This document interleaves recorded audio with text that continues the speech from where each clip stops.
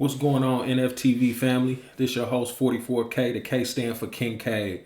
Man, what we're going to talk about today is, do you feel like the 45th president should be indicted on charges? Do you feel like we should be able to indict sitting presidents? Do you feel like it should be led by the opposing party, these type of indictments? But before we get into this, please get down in the comments. Leave a message for me. I'd love to get back with y'all, but like, subscribe, and share the video. Let's not waste any more time. Let's get right to it. Here's what he exactly wrote early today, this morning. Illegal leaks from a corrupt and highly political Manhattan district attorney will lead to his potential arrest over accusations about a $130,000 payment to Stormy Daniels that prosecutors have called hush money. A spokesperson for Trump says a little bit later there's been no formal notification of an upcoming arrest, and the office for Manhattan District Attorney Alvin Bragg has declined to comment. So what does it all mean? My next guest, Fox News contributor and former assistant U.S. attorney to the Southern District of New York, Andy McCarthy, says this in a column on a column today in National Review.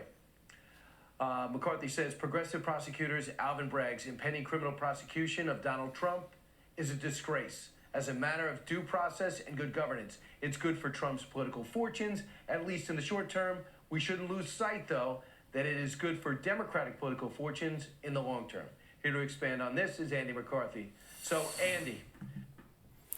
So this is my thing on this. Trump hasn't been president for almost 3 years now.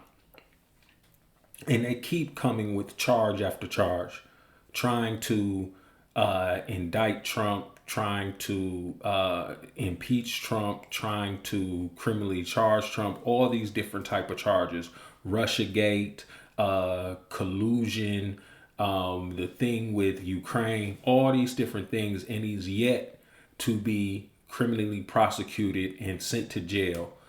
I feel as if we're playing a dangerous game, because when you have a situation that one particular party is in power, they're in power for now.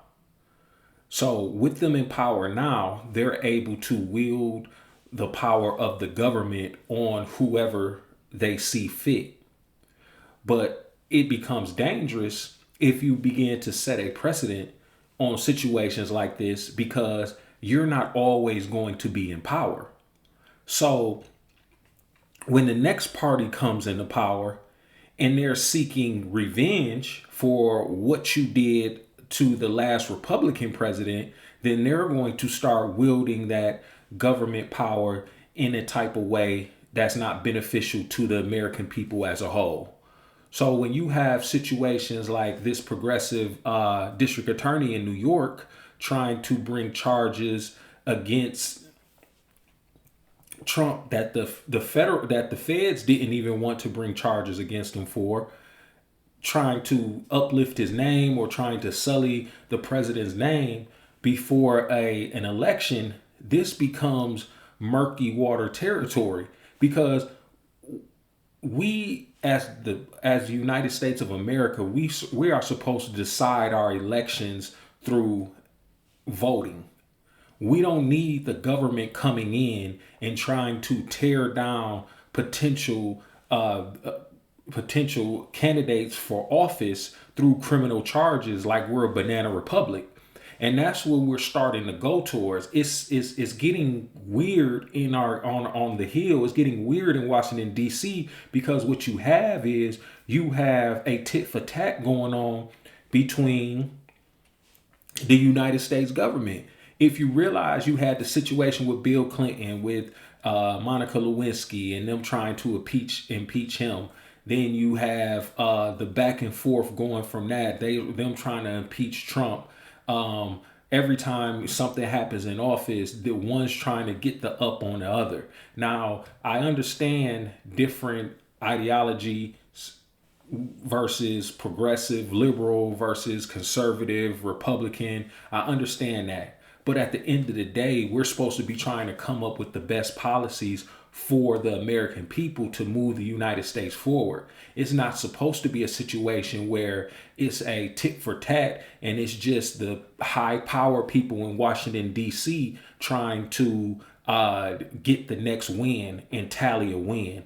I understand it's about power. You want to gain power. I get that. But you want to gain power to enact the policies and the direction that you want the country to go in. But that's why you have the members in the House and the Senate, and then they debate each other on the floor, and they're supposed to be able to work bipartisanly to come up with the best plan, and they're supposed to negotiate and give a little, take a little,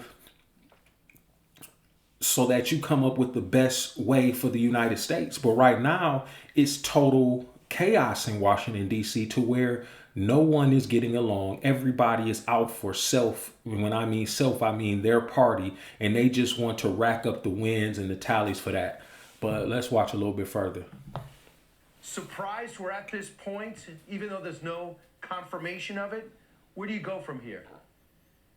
Yeah, it's not easy to be surprised at this point, Brian, because of all the reporting that we've seen in the last couple of weeks and the fact that the DA seemed to do the things that you would do when you were serious about wrapping up a case.